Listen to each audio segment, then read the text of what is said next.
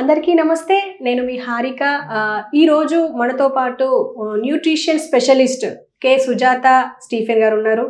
ఆవిడతో మాట్లాడదాం. అసలు మనిషి జీవితంలో న్యూట్రిషన్ ఎంత ఇంపార్టెంట్ అనేది మనకు ఆవిడ తెలుపుతారు. నమస్తే మేడం. నమస్తే అండి. ఎలా ఉన్నారు? ఫైన్. మేడం, న్యూట్రిషన్ అంటే చాలా మందికి అంటే సరైన అవగాహన లేక, అంటే ఇది తింటే మంచిది, ఇది తింటే కరెక్ట్ కాదు అని చెప్పి చాలా మంది మాట్లాడుకుంటుంటారు. అసలు కరెక్ట్ న్యూట్రిషన్ మనిషికి ఎంత ఉండాలి, ఎంతవరకు అవసరం, మీరు చెప్పాలి. అవునండి. ముఖ్యంగా ఏంటంటే న్యూట్రిషన్ అన్నది ఇప్పుడు మనం చాలా ఎక్కువగా వింటున్నాం. లైక్ డైటీషియన్ కలవడం కానీ, న్యూట్రిషనిస్ట్ని మీట్ అవ్వడం కానీ. సో ఈ న్యూట్రిషన్ అన్న it's a science of food అనమాట. సో ఇది ముఖ్యంగా ఏంటంటే మనకి పూర్వీకులు చాలామంది ఏంటంటే వాళ్ళకు తెలిసిన కొంత జ్ఞానంతోనే వాళ్ళు కొన్ని మంచి ఫుడ్స్ని వాళ్ళు తీసుకోవడం, అంటే ఇది శరీరానికి మంచిది అని కొంతవరకు వాళ్ళు ఆ ఫుడ్స్ని ఎక్కువగా వాళ్ళు ఇంక్లూడ్ చేయటం. అండ్ అప్పట్లో వాళ్ళు ఆ ఆహారం తీసుకోవడం వల్ల కొంతవరకు వాళ్ళు స్టామినా లెవెల్స్ కానీ, వాళ్ళ ఎనర్జీ లెవెల్స్, వాళ్ళు మంచి ఆరోగ్యంగా ఉండేవాళ్ళు. కాకపోతే ఇప్పుడు ఏమైందంటే మనం తీసుకునే ఆహారం అన్నది ఒక పెద్ద ఇండస్ట్రీ అనమాట. It is a food industry. It is not మనకి ఫామ్ నుంచి అంటే ఒక పొలం నుంచి వచ్చే ఫుడ్ కాదు, మనకి ఇండస్ట్రీ నుంచి వచ్చే ఫుడ్స్ ఎక్కువ అయిపోయినాయి. సో అందువల్ల చాలామంది ఏ ఫుడ్ మనకి మంచిది, అంటే ఇది తింటున్నాము దీనివల్ల మనకి ఉపయోగమా కాదా అన్నది చాలామందికి అదొక కన్ఫ్యూజన్. సో అందువల్ల మనం తీసుకునే ఆహారంలో ముఖ్యంగా మనకి పోషకాలు ఎంతవరకు ఉంటున్నాయి అన్నది ఇంపార్టెంట్.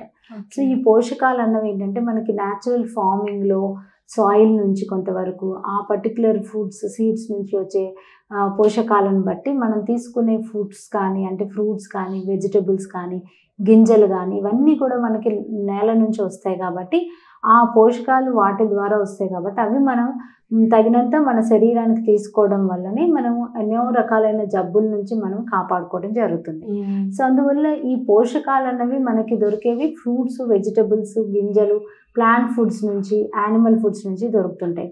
సో వీటిని మనం ఎంత ఎక్కువగా మన ఆహారంలో ఇంక్లూడ్ చేసుకుంటామో మన శరీరానికి కావాల్సిన పోషకాలు ఉంటాయి కాబట్టి మనం చాలా వరకు వితౌట్ డిసీజ్ మన ఎనర్జీ లెవెల్స్ మెయింటైన్ చేయడానికి, మన డే టు డే యాక్టివిటీస్కి కావాల్సిన పోషకాలు like proteins, fats, vitamins, minerals, ఇవన్నీ మన శరీరంలో జరిగే అనేక రకాలైన కెమికల్ ఈ మెటబాలిజమ్స్ కానీ, ఈ రియాక్షన్స్కి కానీ అన్నిటికీ కూడా మనకి ఈ పర్టికులర్ ఫుడ్స్ వల్లనే మనకి అవన్నీ ఫంక్షన్స్ మంచిగా జరుగుతుంటాయి కాబట్టి మనకి మోటార్ ఫంక్షన్స్ కానీ, బ్రెయిన్ ఫంక్షన్, మెటబాలిజము, జీర్ణశక్తి, ఇవన్నీ కూడా మనకి అన్ని పద్ధతిగా ఉంటాయి అన్నమాట.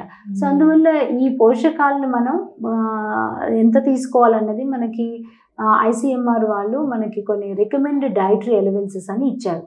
అంటే ఒక హెల్తీ పర్సన్, ఒక నార్మల్ వెయిట్ ఉన్న మనిషి at least 1800 to 2000 kilo calorie diet, 2000 to 2500 kilo calorie diet, అట్లా మన ఒక హెల్తీ పర్సన్ తీసుకోవాలి. చిన్నపిల్లలు అయితే వారికి ఎక్కువ ఎదిగే వయసు ఉంటుంది కాబట్టి వాళ్ళకి ఎక్కువ ప్రోటీన్స్ ఇంక్లూడ్ చేసుకోవాలి.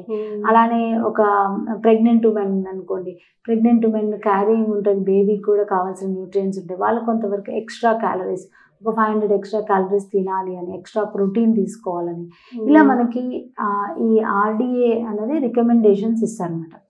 దానికి తగ్గట్టు మన ఆహారం తీసుకుంటేనే మనకు డే టు డే కావాల్సిన యాక్టివిటీస్కి హెల్తీగా ఉంటాం, యాక్టివ్గా ఉంటాం. అండ్ మన ఆహారంలో ఇవన్నీ పోషకాలు మనకి లభిస్తే కనుక మనం హెల్తీగా ఉండడానికి ఉపయోగపడుతుంది.